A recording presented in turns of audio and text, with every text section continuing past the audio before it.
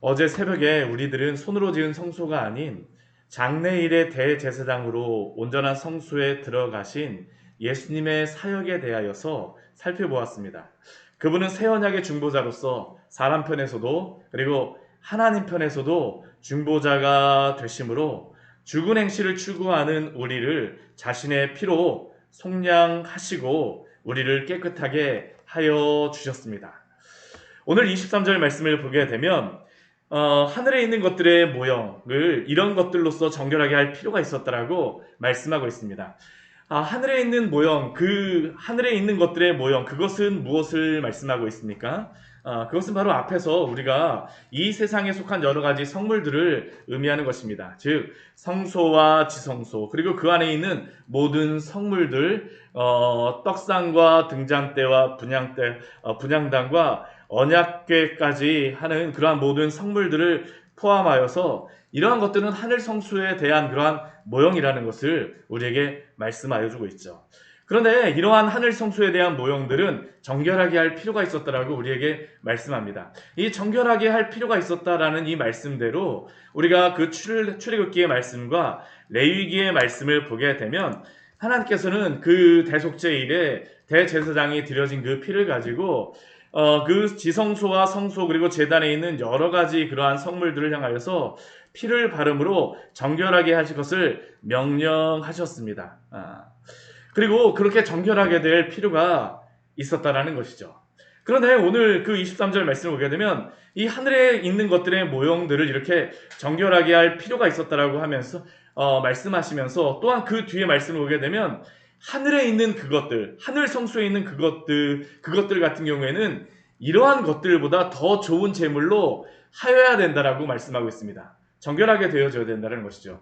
근데 이 말씀을 보게 되면 우리가 이 땅에 있는 것들은 그래 이 세상에 속한 것이니까 이 그 속죄의 제물로서 그 피로서 정결하게 되어질 필요가 있지만 하늘에 있는 것들을 정결하게 할 필요가 있을까라는 그러한 생각을 우리가 하게 되어집니다. 이 성소나 지성소 같은 경우는 하늘 성소를 그 모형으로 한 것이고 그 안에 있는 떡상과 그 등잔대와 언약궤는 삼위 하나님의 그 임재를 그 상징하는 것이기 때문에 그러한 것들은 사실은 정결하게 할 필요가 없습니다. 이미 정결한 것입니다. 하늘 성소에 있는 것을 정결하게 할 필요가 없는데 왜 정결하게 하라고 말씀하실까요? 그것은 바로 이 하늘 성소에 있는 이러한 것들에 더 그 하늘에 있는 그러한 것들이 이 땅에서 하늘에 있는 것들로 이루어지는 것들을 또한 우리에게 나타내는 것을 우리는 기억해야 됩니다. 우리가 그 말씀, 이게 좀 제가 이렇게 말씀을 드리니까 무엇인가 좀 이상하게, 좀 약간 이상하다라고 들리실지 모르겠는데 이 하늘에 속한 성소가 되어질 그러한 존재들이 무엇일까요? 그 구성할 존재들이 바로 성도들을 의미합니다. 우리 고린도전서 말씀을 같이 찾아보도록 할까요? 우리 에베소서 말씀을 보도록 하겠습니다. 에베소서 2장 19절에서 22절까지의 말씀입니다. 에베소서 2장 19절에서 20절까지의 말씀입니다. 22절까지의 말씀입니다.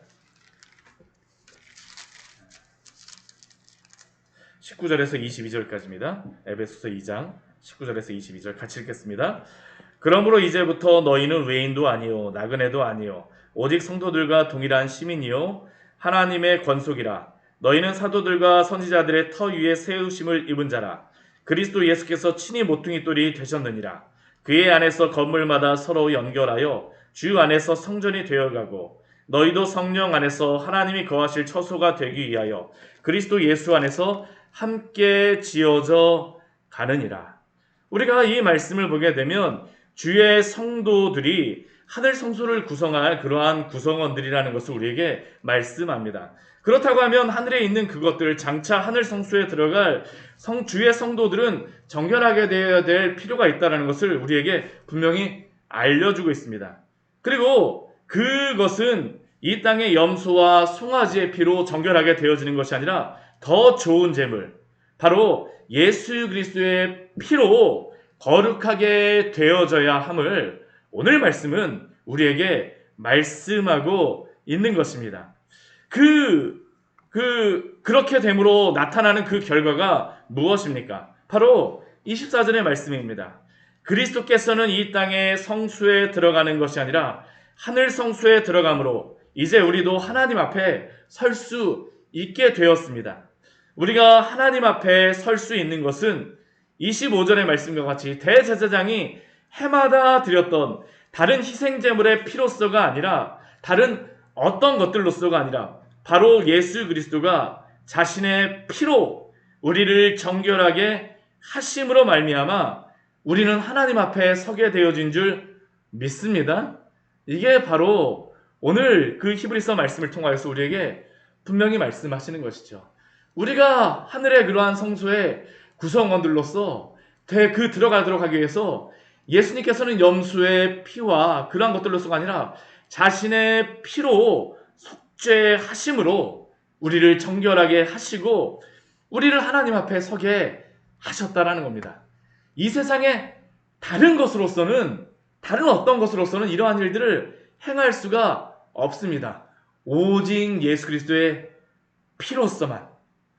그렇다고 하면 오늘 그 히브리서 9장 6절 말씀에 이후의 말씀에 보게 되면 예수 그리스도의 피는 어떠한 특징이 있겠습니까? 예수 그리스도의 피, 그 제물은 단번에 드려지셨다라는 것을 오늘 말씀을 보면 26절 이후에 계속해서 강조하고 있습니다. 오늘 26절 말씀을 보아도 단번에 제물로 드려. 또 우리 28절 말씀을 보아도 단번에 드신 바 되었다라고 말씀하고 있습니다.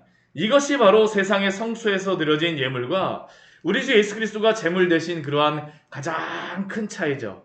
세상에 속한 그러한 성소에서는 매해 대속죄일마다 그들의 죄를 속하기 위하여서 그 속죄제의 제물을 드려야 했지만 예수님의 피는 그럴 필요가 없습니다. 왜냐하면 그 속량의 가치가 속죄제의 제물과 그 다르게 무한하며 영원하기 때문입니다. 우리의 속죄의 가치는 바로 예수 그리스도의 피, 예수 그리스도의 제물 되심입니다. 우리가 이것이 너무나도 중요해요. 우리가 구원받고 우리가 속죄함을 받는 유일한 이유 무엇입니까? 예수 그리스도의 피로써 우리는 속죄함을 받을 수 있음을 기억하십시오. 이것은 우리가 구원받는 유일한 이유입니다. 우리가 교회 안에서 믿음도 강조하고 회개도 강조해야 됩니다. 그러나 우리가 믿음이 크다라고 해서 구원받는다라고 하지만 믿음 자체가 우리를 구원하는 이유가 됩니까? 아닙니다. 믿음이 우리의 구원의 이유가 되는 것이 아니라 바로 예수 그리스도의 그 보혈이 우리를 속죄하심으로 말미암아 우리는 구원을 받게 됨을 믿으십시오. 또한 우리가 회개함으로 우리가 하나님 앞에 우리의 죄에 대해서 고백하고 주 앞에 우리에게 회개하라고 명령하셨지만 회개 자체가 효력이 있는 것은 아닙니다. 무엇이 효력이 있습니까? 예수 그리스도의 피만이 우리의 죄를 속죄하시고 우리의 죄에 대한 그러한 모든 속량을 할 수 있음을 기억하십시오. 오직 우리의 구원의 이유는 다른 이유가 없어요. 하나님께서 우리에게 구원을 주기 위해서 다른 이름을 주신 이름이 없음을 우리는 기억해야 합니다. 그래서 단번에라고 하는 것이 너무나도 중요해요. 많은 이단들, 많은 그러한 그 잘못된 그러한 교리를 전하였던 많은 역사상의 그러한 그 사람들이 무엇을 주장합니까? 예수 그리스도의 피 외에 다른 것이 필요하다라고 그들은 이야기하곤 합니다. 그러나 다른 것은 없습니다. 오직 예수 그리스도의 피만이 단번에 우리로 하여금 하나님의 성소 앞에 서게 하는 것입니다. 이 땅에서 우리의 죄가 용서함을 받고 또한 이것으로 예수 그리스도의 피로 말미암아 속죄함을 받은 자들은 하나님 앞에 서게 되어집니다. 이게 놀라운 일이죠. 오늘 말씀을 보게 되면 이게 참 그냥 나와 있는 것 같지만 이 세상 역사를 다 그냥 우리에게 전체적으로 보여주고 있는 것이 오늘의 말씀입니다. 오늘의 말씀이에요. 우리의 인생도 그렇죠.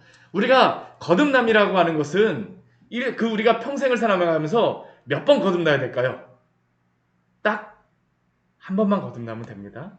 우리가 의롭게 되어진 것, 예수 그리스도의 피로 의롭다 하심을 받는 것, 칭의의 그 은혜를 받는 것도 단 한 번만 받으면 됩니다. 왜냐하면 우리가 한 번 태어나면 되는 것이지 두 번, 세 번 태어날 필요가 없어요. 그렇죠? 우리가 의롭다 여기심을 받는 것도 딱 한 번 받는 것입니다. 한 번 받는 것. 예수 그리스도의 피가 단번에 우리를 구원하여 주신 것과 같이 우리의 그러한 칭의의 그러한 은혜도 거듭남도 단 한 번입니다. 물론 우리가 예수님을 날마다 믿고 우리의 죄를 날마다 죄를 질 때마다 회개를 해야 됩니다. 그러나 거듭남과 또한 우리의 칭의의 은혜는 단 한 번으로 충분합니다. 만약 이걸 여러 번 하겠다면 예수 그리스도의 단번의 그 사역을 우리가 오해하는 것입니다. 한 번으로. 근데 이것이 우리의 인간의 한 사람의 그러한 개인의 구원의 역사 가운데 이 땅에 있는 것이라면 우리의 구원의 역사는 또 어떻게 될까요? 이 땅에서 있는 그러한 것 생명이 끝나게 되면 예수 그리스도가 단번에 죽으심으로 말미암아 우리가 주님의 나라에까지 들어가게 하는 것이 바로 예수 그리스도의 피의 효력입니다. 오늘 말씀을 보면 이것이 너무나도 놀랍게 말씀하고 있죠. 우리 27절 말씀 굉장히 유명한 그러한 말씀이죠. 9장 27절 말씀 같이 한번 읽어보도록 할까요? 한 번 죽는 것은 사람에게 정해진 것이요 그 후에는 심판이 있으리니. 이 세상의 많은 종교들은 이 세상의 역사를 이야기할 때 그 종교의 그러한 그들의 역사를 이야기할 때 불교나 힌두교 같은 경우는 무엇을 이야기합니까? 윤회를 이야기해요. 그렇죠? 업보를 이야기하면서 세상의 그러한 역사는 돌고 돈다. 인생도 다시 죽게 되면 다시 태어난다라고 이야기를 하죠. 그러나 성경은 그렇게 말씀하지 않습니다. 한 번 죽는 것은 사람에게 정해진 것이지만 그러나 가장 마지막 때, 역사의 마지막 때 무엇이 있습니까? 하나님의 심판이 있습니다. 그리고 이것은 예수님을 믿는 사람이나 믿지 않는 사람이나 모두 심판이 있다라는 것입니다. 예수님을 믿는 사람 중에도 잘못 그러한 이해하는 그러한 것 중에 한 가지가 무엇이냐면 우리가 죽게 되면 우리가 심판을 받아서 완전히 다 멸절된다라고 생각하는 사람들이 있어요? 아닙니다. 우리가 이 땅에서의 목숨이 다하게 되면 어디로 다 이어집니까? 하나님의 나라가 그 다음에 영원한 주님의 나라가 있다는 것을 기억하십시오. 심판이 있습니다. 이 땅에서 구원받은 자들은 주의 나라에까지 이르게 되어질 것입니다. 그러나 이 심판이 우리에게 분명히 말씀하는 것은 무엇입니까? 모든 이 세상의 모든 것들은 끝이 있으며 모든 역사는 마무리된다는 것이죠. 그때 무엇으로 우리가 하나님 앞에 의롭다 여김을 받을 수 있겠습니까?